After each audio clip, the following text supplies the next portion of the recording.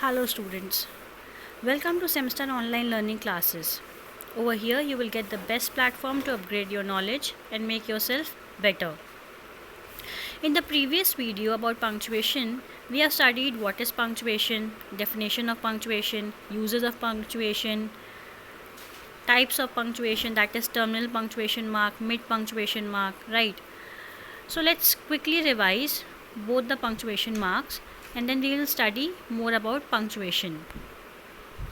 So first one was terminal punctuation mark, which I already told you that why we use terminal punctuation mark. We use terminal punctuation mark to signify the end of a sentence, and there were three types of terminal punctuation marks. And what were they? The full stop, the question mark and the exclamation mark. Correct. Then we have studied about mid sentence punctuation mark. So in mid sentence punctuation mark, I told you that mid punctuation marks are required to be used within a sentence, either to mark out pauses in reading or to lend proper meaning to what is written, right? And I told you that the most important is the comma. So again, it was categorized into three parts. First one was the comma, second one was the semicolon, and third one was the colon, right? So now we are left with four more punctuation marks. So we'll quickly study about punctuation. Okay, so let's start. Miscellaneous punctuation marks. So first one is the apostrophe, second one is the hyphen, third one is inverted commas, also called as quotation marks, and last one is parenthesis. So let's study all these punctuation marks one by one. In this video I have shared and I have talked about three punctuation marks, that is hyphen, inverted commas and parenthesis. So let's study first one, quotation marks, or also known as inverted commas, and these are of two types, single inverted commas and double inverted commas. Okay, so let's study the rules where to use these quotation marks. Rule 1. Rule 1 says that quotation mark is used to enclose direct speech. For example, where do you live? Asked the stranger. So over here, where do you live? This is an interrogative sentence, right? So I have placed this interrogative sentence where? I have placed this interrogative sentence within quotation mark, right? So the first use of quotation mark is that it is used in direct speech. Understood? And if you remember the previous videos, I told you that in indirect speech, whenever we are writing anything in double inverted commas or quotation mark or inverted commas, the first word, or you can say the first letter of the word, will always begin with a capital letter, right? Now one more thing students generally ask me that ma'am, the punctuation mark, that is full stop or question mark, we have to place before the quotation mark or after the quotation mark? So the answer to this question is that you have to place the question mark or full stop or any other punctuation mark within the quotation marks, that is before quotation mark and not outside. Is it clear? Now let's see rule 2. What rule 2 says?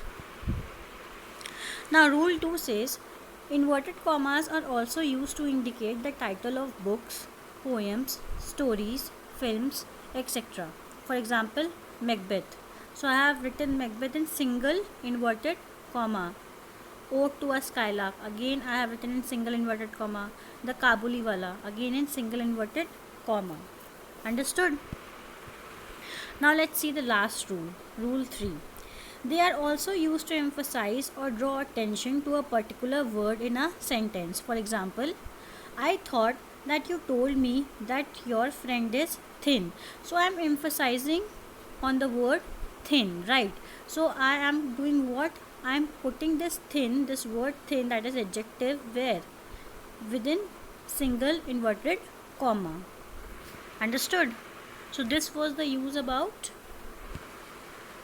quotation mark. I hope it is clear to everyone. Now let's see the second punctuation mark, that is hyphen. The hyphen, like the apostrophe, is used between the letters of the word. So let's see the rule of hyphen. Rule 1 says to make a compound adjective. So hyphen is used to make a compound adjective. For example, a green-eyed monster. So green-eyed. Between green and eyed, I have put what? I have put a hyphen, right? A well-known actor. Again, between well and known, I have placed what? I have placed hyphen. Rule 2. To make a compound noun. As it was used in compound adjective, in the same manner it is used in compound noun also. Like sister-in-law. So sister-in-law. So it is separated by what? Hyphen. Passer-by. Again, between passer and by we have used hyphen. Understood? Now let's see rule 3. Rule 3 says hyphen is used to form a compound word from a prefix and a proper noun or a common noun. For example, there were many great leaders in pre-independent India. So if I am talking pre, over here pre is what? Prefix, right? So I have used hyphen between pre and independent. Okay. Second example says, I am sure they will play well in the post-lunch session. So I have again used hyphen between post and lunch. Understood? So this was about what? This was about using hyphen. Now let's talk about the third punctuation mark, that is parenthesis. Okay. So rule 1 says use parenthesis to enclose words or figures that clarify or are used as an aside. Example, I expect 500 rupees. So I have put rupees 500 where? Within parenthesis, right? So that is the use of parenthesis, that we enclose words or figures that clarify or are used as an aside. Okay. He finally answered that he did not get the question.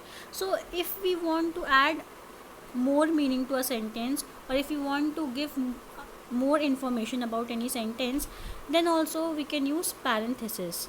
Like he finally answered that he did not get the question. This is a complete sentence, but if I want to give more information, then I can write that thing within a parenthesis. Like for example, he finally answered after taking 5 minutes to think that he did not get the question. So after taking 5 minutes to think, I have put within parenthesis.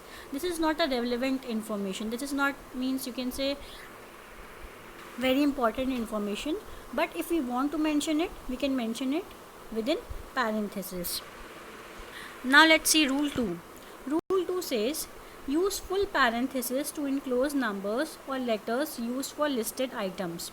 For example, we need an emergency physician who can first. So you can see I have put first, that is one number, numerical number, right? I have put it within parenthesis. Think quickly. Second, treat patients respectfully. And third, 3, number 3 also I have put in parenthesis. Handles complaints from the public. So we can use parenthesis to enclose numbers or letters used for listed items. Like I could have written like this also, bracket A, and then I could have closed the bracket, then bracket B, like you can say in points. So parenthesis is used there also. Okay, so these were rule 1 and rule 2. Now let's see rule 3. Rule 3 says full stop go inside parenthesis only if an entire sentence is inside the parenthesis. Example, please read the analysis. Then I have put a bracket. I have enclosed it as attachment A. So I have enclosed it as attachment A. This is what? This is a complete sentence, and that is why I have put full stop within the bracket. Means after A only I have put full stop and not after bracket. Okay, I have put the full stop before bracket. Is it clear? Read the second sentence. Please read the analysis. Full stop. and then I have put a bracket and I have written attachment A. So attachment A, this was not the complete sentence, so I have put full stop where I have put full stop after closing the bracket. So I hope this is clear that in the first example it was a complete sentence, that is why the full stop was placed before closing the bracket, and in the second sentence attachment A, this is not a complete sentence, that is why full stop was placed after closing the bracket. Understood? So this was about parenthesis, hyphen and inverted commas. Right, in the next video we will discuss about apostrophes, and I will share some exercises for your practice. Till then, keep practicing. Thank you and all the best.